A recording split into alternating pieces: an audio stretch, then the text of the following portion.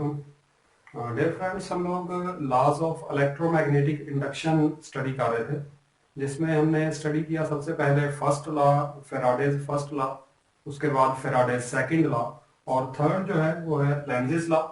तो देखते हैं लेंजिस लॉ की स्टेटमेंट क्या है। It states that the induced current produced in the coil due to change in magnetic flux always flows in such direction that oppose the cause that produces it।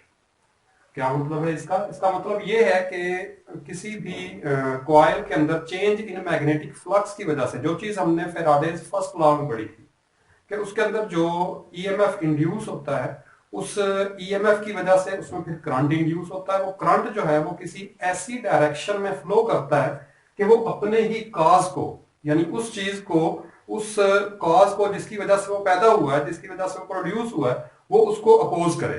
वो कुछ इस direction में flow करता है।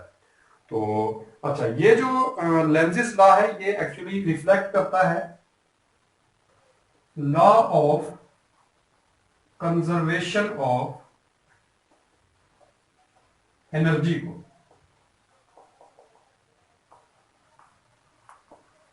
Law of conservation of energy को ये law जो है ये रिफ्लेक्ट करता है। ठीक है, इस बात को ध्यान में रखिएगा, इसे हम लोग बाद में डिस्कस करेंगे। इसको देखेंगे कि किस तरह से ये जो लेंजिस लॉ है ये law of conservation of energy को भी रिफ्लेक्ट करता है। ठीक है, किस तरह से ये उसको ओबे करता है।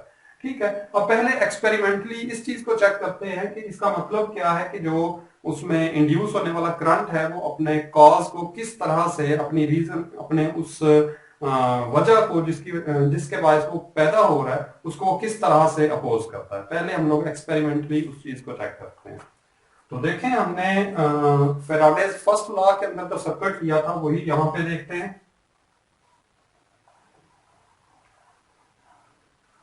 एक हमने इस तरह से कॉइल ली थी, उस कॉइल के अंदर हमने कोई भी रेजिस्टेंस लगा दी, और फिर हमने क्या किया था, यहां पर मैग्नेटिक फ्लक्स पैदा करने के लिए और फिर मैग्नेटिक फ्लक्स को चेंज करने के लिए यहां एक मैग्नेट लिया था। ठीक है, अब देखें ये हमारे पास एक कॉइल मौजूद है और सामने उसके एक मैग्नेट पड़ा हुआ है। तो उस मैग्नेट की वजह से यहां कुछ मैग्नेटिक फील्ड पैदा हो जाएगा इस तरह से। अब हुआ क्या था कि जब हमने यहां इस मैग्नेट को मूव करवाया था, जिसकी वजह से मैग्नेटिक फ्लक्स इस कॉइल के अंदर चेंज होगा, तो हमने कहा था कि इसके अंदर ईएमएफ जो है वो इंड्यूस हुई। अब देखिए, आपको याद होगा कि फेराडेज फर्स्ट लॉ जो है, फेराडेज फर्स्ट लॉ, उसने हमें जस्ट इतना बताया था कि ईएमएफ जो है वो इंड्यूस होती है। ठीक है, उसने जस्ट हमें ईएमएफ के बारे में बताया था कि ईएमएफ जो है वो इंड्यूस होती है। फेराडेज सेकंड लॉ ने हमें यह बताया कि उस ईएमएफ की मिकदार कितनी है, हाउ मच, कितनी ईएमएफ इंड्यूस हो रही है। फेराडेज सेकंड लॉ हमें यह बताता है। अब जाहिर बात है, जब उस सर्किट के अंदर ईएमएफ इंड्यूस होगी तो वहां पर कोई करंट भी पैदा होगा। तो इन दोनों लॉज में से कोई लॉ भी हमें यह नहीं बताता कि वो करंट जो है उसकी डायरेक्शन क्या होगी। वो करंट जो है वो क्लॉकवाइज इसमें फ्लो करेगा या एंटी क्लॉकवाइज फ्लो करेगा। इन दोनों में से कोई लॉ में जो है ये बात नहीं बताता। तो ये चीज हमें बताएगा थर्ड लॉ, जो कि लेंजिस लॉ है। ये हमें उस करंट की डायरेक्शन बताएगा। ये हमें क्या बताएगा? ये हमें उस करंट की डायरेक्शन बताएगा। किस तरह से चेक करते हैं इसको? देखें, हमने ये चीज देखी थी कि जब हमने इस क्या नाम है, हमारा जो मैग्नेट है, इसको सामने की तरफ, उस कॉइल की तरफ मूव करवाया तेजी से, तो इसकी रिलेटिव मोशन के बायस इसके अंदर मैग्नेटिक फ्लक्स चेंज हुआ। उस मैग्नेटिक फ्लक्स के चेंज होने की वजह से इसके अंदर ईएमएफ इंड्यूस हुई। उस ईएमएफ के इंड्यूस होने की वजह से इसमें कुछ करंट जो है वो फ्लो करेगा। अब वो किस तरह से फ्लो करेगा? देखें, ये कॉइल है, कॉइल के अंदर करंट जो है फ्लो कर रहा है। तो अगर हम एम्पेयर्स लॉ को जरा थोड़ा याद करें, एम्पेयर लॉ हमें यह बताता है कि जब किसी वायर के अंदर या किसी कॉइल के अंदर से करंट फ्लो करता है तो उस करंट की वजह से उसमें कुछ मैग्नेटिक फील्ड जो है वो पैदा हो जाता है। अब देखें इस कॉइल के अंदर, चाहे वो इस मैग्नेट की वजह से, लेकिन इस कॉइल के अंदर चूंकि करंट फ्लो कर रहा है तो उस करंट के फ्लो करने की वजह से इसके अंदर क्या होगा, मैग्नेटिक फील्ड पैदा होगा। अब अगर इस कॉइल के अंदर मैग्नेटिक फील्ड पैदा हो रहा है तो उस मैग्नेटिक फील्ड का कोई एक, या ये नॉर्थ पोल होना चाहिए या ये वाला नॉर्थ पोल होना चाहिए, उसकी कोई तो डायरेक्शन होगी। तो वही चीज हम यहां पे अब जो है वो फाइंड करेंगे और यही चीज लेंजेस लॉ हमें बताता है। अब देखें, according to right hand rule, Ampere's law के बाद हम लोग किस चीज को ध्यान में लेके आते हैं, राइट हैंड रूल को ध्यान में लेके आते हैं कि अगर करंट जो है वो इनटू द पेपर हो, इनटू द पेपर इस तरह से एंटी क्लॉकवाइज, मेरी तरफ से अंदर की तरफ इनटू द पेपर हो, एंटी क्लॉकवाइज हो, तो जिस तरफ मेरा अंगूठा है, जिस तरफ थंब है उस तरफ जो है नॉर्थ पोल बन जाएगा। इसी तरह से अगर करंट जो है वो आउट ऑफ द पेपर हो तो इस तरह से, तो जो नॉर्थ पोल है वो इस साइड पे चला जाएगा। ठीक है, अब देखें according to right hand rule north pole जो है वो इस तरफ बन रहा है और यही चीज लेंजेस लॉ में बताता है। लेंजेस लॉ क्या कहता है, वो कहता है कि इसके अंदर करंट जो है वो ऐसी डायरेक्शन में फ्लो करेगा कि उसके बायस जब इसका मैग्नेटिक फील्ड पैदा होगा तो जो इसका नॉर्थ पोल है वो ऐसी साइड पे बनेगा और इसी तरह से साउथ पोल जो है वो दूसरी साइड पे चला जाएगा कि ये इसका जो मैग्नेटिक फील्ड है वो अपने कॉज को रिपेल कर सके, अपोज कर सके। यानी अगर हम इस मैग्नेट को करीब लेके आ रहे हैं तो इसके अंदर कुछ इस तरह का मैग्नेटिक फील्ड पैदा होगा कि वो इस मैग्नेट को अपने करीब नहीं आने देगा। देखें नॉर्थ पोल उसके करीब जा रहा है, इसके अंदर जो है वो करंट कुछ इस तरह से पैदा होगा कि वो इनटू द पेपर हो और उसका नॉर्थ पोल जो है वो इसके बिल्कुल सामने आ जाएगा। तो ये नॉर्थ पोल और नॉर्थ पोल एक दूसरे को रिपेल करेंगे, यानी बात वही हो जाएगी कि करंट ऐसी डायरेक्शन में इसके अंदर फ्लो करता है कि वो अपने कॉज को अपोज करता है, वो अपने कॉज को क्या करता है, अपोज करता है। अगर हम इसी की दूसरी साइड ले लें, यानी अगर मैं ऐसे कहता हूं कि इस मैग्नेट को मैं वापस मूव करवाऊं, उस कॉइल से दूर करूं, तो अब क्या है कि ये मैग्नेट जो है उस कॉइल से दूर जा रहा है, एक बार फिर से मैग्नेटिक फ्लक्स चेंज हो रहा है, वो पहले से कम हो रहा है। तो अब क्या होगा कि एक बार फिर से वो अपने कॉज को अपोज करेगा। जब उसके अंदर करंट पैदा होगा तो करंट की डायरेक्शन जो है पहले से उलट हो जाएगी। किस तरह से उलट होगी, अगर वो पहले इनटू द पेपर था, सामने इसके नॉर्थ पोल पैदा हो रहा था, नॉर्थ पोल एक दूसरे को रिपेल कर रहे थे, यानी इसकी मोशन को ये जो कॉइल है ये अपोज कर रही थी, इसके अंदर जो करंट इंड्यूस हो रहा है वो अपोज कर रहा था। तो अब एक बार फिर से अकॉर्डिंग टू लेंजेस लॉ इसने फिर से इसकी मोशन को अपोज करना है। अब वो उसको दूर जाने से रोकेगा।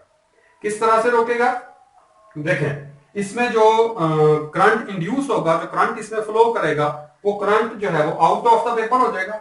जब वो आउट ऑफ द पेपर होगा तो जो नॉर्थ पोल है वो अपोजिट साइड पे चला जाएगा और इस साइड पे बन जाएगा साउथ पोल। तो ये साउथ पोल जो है वो इस नॉर्थ पोल को अपनी तरफ अट्रैक्ट करेगा और एक बार फिर से अब क्या होगा कि ये इसकी मोशन को अपोज करेगा। लेंजेस लॉ हमें यही चीज बताता है। लेंजेस लॉ हमें क्या बताता है कि इसके अंदर जो फ्लो करने वाला करंट है वो अपने कॉज को अपोज करता है। ठीक है, अब आ जाते हैं दूसरी चीज पे। लेंजेस लॉ कंप्लीट हो गया एक लिहाज से। दूसरी बात जो मैंने अभी आपसे कही थी वो क्या थी कि ये law of conservation of energy को रिफ्लेक्ट करता है। Law of conservation of energy जो है उसको ये ओबे करता है। तो ऐसा किस तरह से होता है, अब हम लोग इस बात को डिस्कस करते हैं। भाई इसके लिए मैं आपको एक छोटी सी एग्जांपल देता हूं। लेट्स सपोज कोई शख्स है, वो इस तरह से यहां पर भागा जा रहा है, वो आगे की तरफ भाग रहा है। ठीक है, एक आदमी है वो आगे की तरफ भाग रहा है। ठीक है, वो इस डायरेक्शन में भागा जा रहा है। हम क्या करते हैं, हम एक रस्सी के साथ कुछ लोड बांध के उसकी कमर के साथ बांध देते हैं। ठीक है, हमने एक रस्सी के साथ कुछ लोड बांधा और उसको क्या किया, इस भागते हुए आदमी की कमर के साथ बांध दिया। क्या होगा, उस आदमी के साथ क्या होगा, अब वो फिर से भागेगा तो क्या होगा कि उसको अपने भागने में कुछ रेजिस्टेंस महसूस होगी। ठीक है, रेजिस्टेंस महसूस होगी, उसको भागना थोड़ा मुश्किल महसूस होगा। और साथ ही क्या होगा कि ये जो हमने लोड उसके साथ बांधा है वो भी आगे की तरफ मूव करना शुरू हो जाएगा, ये भागेगा और ये भी उसके पीछे मूव करेगा।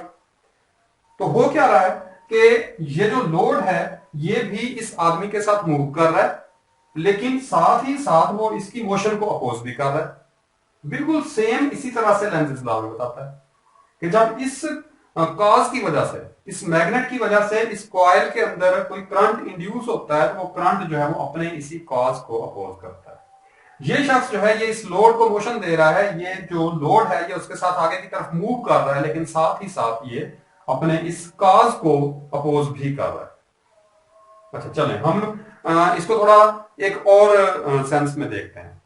ये जो लोड है ये पहले रेस्ट में था, जब हमने उसे इस शख्स के साथ बांध दिया जो कि आगे की तरफ मूव कर रहा है, तो अब ये जो लोड है ये मूव करना शुरू हो गया। हम ये देखते हैं कि ये मूव क्यों कर रहा है।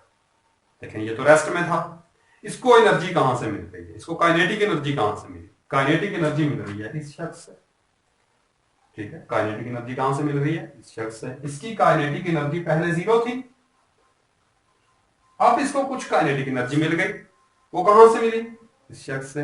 लेट्स सपोज के इस शख्स के पास 10 जाउल काइनेटिक एनर्जी थी। लेट्स सपोज मैं कहता हूं कि इसके पास 10 जाउल काइनेटिक एनर्जी थी। ये kinetic energy 10 joule kinetic energy के साथ आगे की तरफ मूव कर रहा है, लेकिन जब वो अकेला मूव कर रहा है, अब क्या हुआ, अब उसके साथ लोड भी आ गया जिसकी काइनेटिक एनर्जी पहले 0 थी, लेकिन अब वो लोड मूव कर रहा है। मैं कहता हूं कि अगर ये मूव कर रहा है तो इसको काइनेटिक एनर्जी कहां से मिली, इस शख्स से मिली।